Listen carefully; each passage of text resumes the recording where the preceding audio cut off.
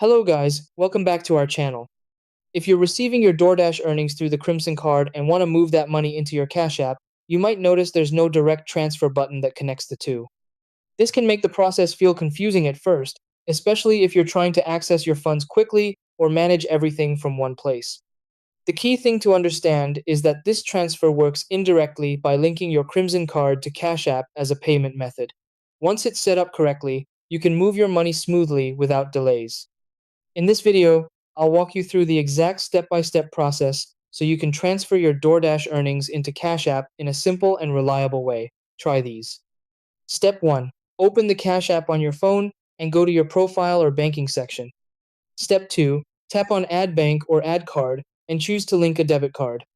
Step 3. Enter your DoorDash Crimson card details correctly and confirm. Step 4. Once added, tap on Add Cash in Cash App. Step 5. Enter the amount you want to transfer and select your Crimson card as the source.